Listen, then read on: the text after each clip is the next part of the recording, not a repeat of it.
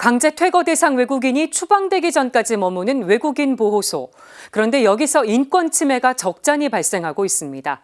그래서 법무부가 지난해 외국인 보호시설을 개방형 보호시설로 바꿨는데 인권 보호에 충분하지 않다는 지적이 나옵니다. 김현정 기자의 보도입니다. 열악한 공간에서 손발이 뒤로 묶인 채 바닥을 뒹구는 한 남성. 마치 고문을 연상케 합니다.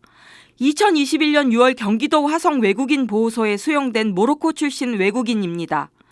이 남성은 보호소에서 외부 병원 진료 등을 요구하다 보호소 직원과 마찰을 빚고 이렇게 새우꺾기 자세로 포박당한 뒤 한참을 갇혀 있어야 했습니다. 이 같은 문제가 알려지자 인권 침해라는 거센 비판이 일었습니다. 2007년 여수보호시설 화재 사건 이후 이 사건까지 15년 가까이 지났는데도 달라진 게 없다는 지적이 나오고 있습니다. 그러자 법무부가 내놓은 해결 방안은 개방형 보호시설. 이전보다는 외국인들이 시설 안에서 좀 더 자유로운 생활이 가능해지긴 했습니다. 하지만 전문가들은 이것으로 부족하다고 말합니다. 진정한 의미의 개방형 보호시설이 아니라는 지적입니다.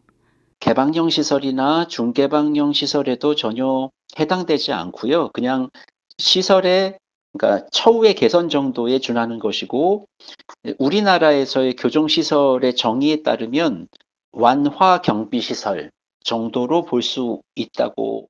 무엇보다 외국인 보호시설은 말 그대로 임시보호시설로 운영돼야 합니다.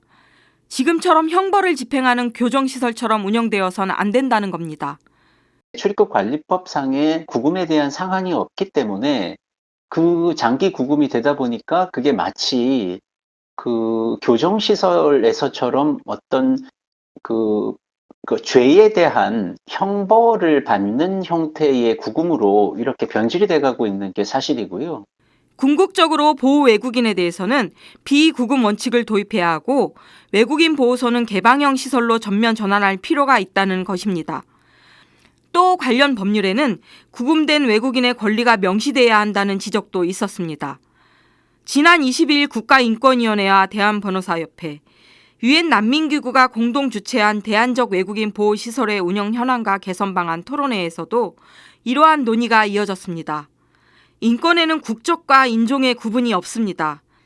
체류 자격이 없는 사람이어도 사람다운 대우를 받아야 한다는 사실을 결코 잊어서는 안 됩니다.